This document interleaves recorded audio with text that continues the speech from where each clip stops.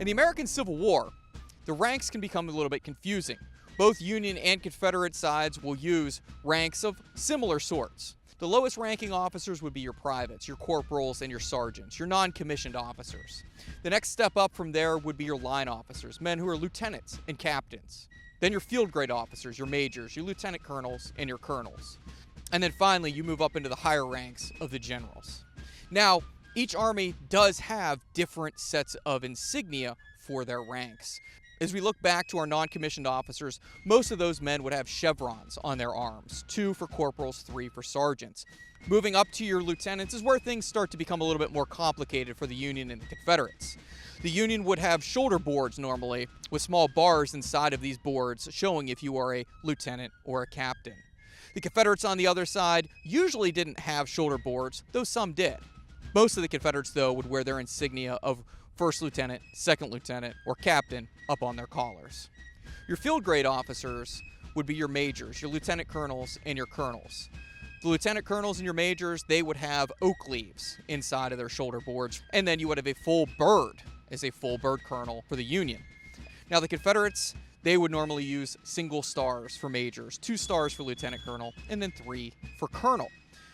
Moving over to the generals, it becomes much more complicated. For the North, again, we're going to use 1 star for a brigadier general, 2 for a major general, and 3 for a lieutenant general. To denote a Southern general, Confederate armies normally use 3 stars with a laurel wreath around these stars. You would know that they're a general, but you would not know what rank of general they would be, because those 3 stars denoted the ranks of brigadier, major, lieutenant, and full generals. To confuse you just a little bit more, Robert E. Lee, a full general, would actually wear the insignia of a colonel rather than a full rank general in the Confederate Army. Now, it wasn't just chevrons and shoulder boards that would denote if you were an officer or an NCO. The Confederates predominantly would use Austrian braids, ornate braiding that would be on the cuffs of each one of their officers' coats, and this would be one way to show if you were a lieutenant all the way up to a general. In 1863, the principal army of the North, the Army of the Potomac, instituted what were known as corps badges. Corps badges are the forerunners of our modern divisional patches. These corps badges would denote which of the 7 infantry corps a unit belonged to. They would be small symbols, a little circle for the 1st corps, a trefoil or a shamrock for the 2nd corps, and beyond. They would be red, they'd be white, they'd be blue, to tell you exactly which division these men served in, the 1st, the 2nd, or the 3rd. The corps badges are a key identifying feature on a soldier as they're marching across the battlefield, because most of the men in the Union Army were dressed in blue. But they're also a symbol for men to rally behind.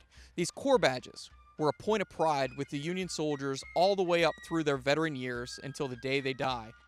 Beyond the corps badges, there are many identifying insignia for both the Northern and the Southern armies, including a flaming cannonball, which would help to show that you are part of the Ordnance Department, or crossed axes to show that you're a pioneer. In the end, many people think that ranks and insignia have more to do with the pomp and circumstance of war, but the reality is that ranks and insignia are an important part of every army and battle.